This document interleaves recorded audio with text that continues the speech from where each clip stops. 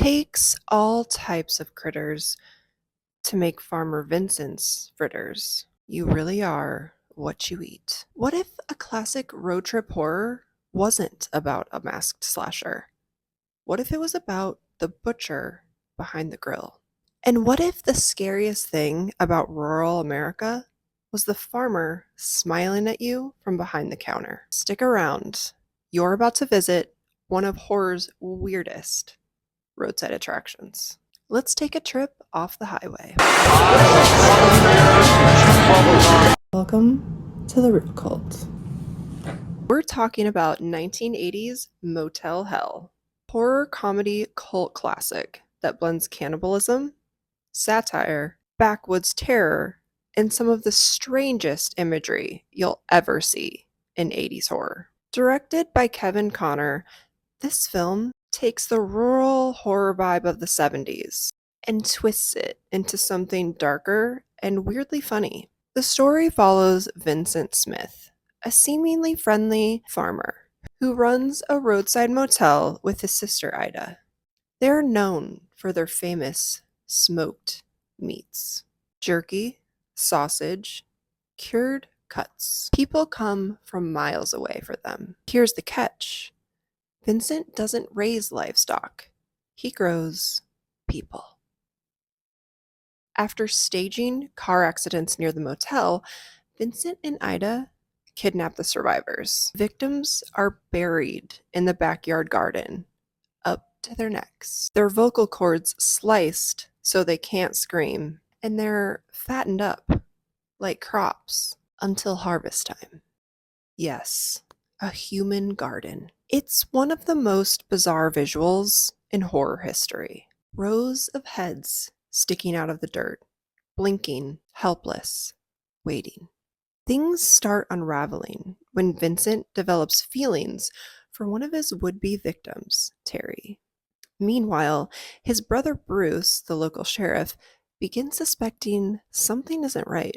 And once the truth comes out, it ends in one of the strangest chainsaw showdowns you'll ever see. Motel Hell is interesting because it isn't just a cannibal horror story, it's satire. It's poking fun at rural horror tropes like Texas Chainsaw while embracing them. It exaggerates the backwoods psycho idea until it becomes absurd, but never fully stops being disturbing. Vincent isn't played as a screaming maniac. He's quiet, polite, almost wholesome. That contrast makes him creepier. The film walks a thin line between dark comedy, exploitation horror, and genuine grotesque imagery. And that balance is why it becomes such a cult classic. It's too strange to be mainstream, too funny to be pure horror, too disturbing to be a full comedy. And that is why horror fans love it. Let's talk memorable moments. The human garden. Easily the most iconic scene. Victims buried up to their necks. Dirt packed tight around them. Rain falling. Eyes darting. It's surreal and very uncomfortable. Vocal cord removal. Vincent slicing victims' vocal cords so they can't scream. Quietly horrifying. It's quick, but the implication sticks. The pig head mask. During the finale, Vincent wears a pig's head while wielding a chainsaw. It's grotesque, ridiculous, and iconic. The chainsaw duel. Yes, not just one person with a chainsaw, a duel. It feels like the movie fully leans into madness here. The kills aren't non-stop gore explosions, but they're creative, unsettling, and memorable. Nudity. Because it's an early 80s horror film, there are brief nudity moments, including a lover's lane scene with full nudity, and some mild sexualized motel scenes.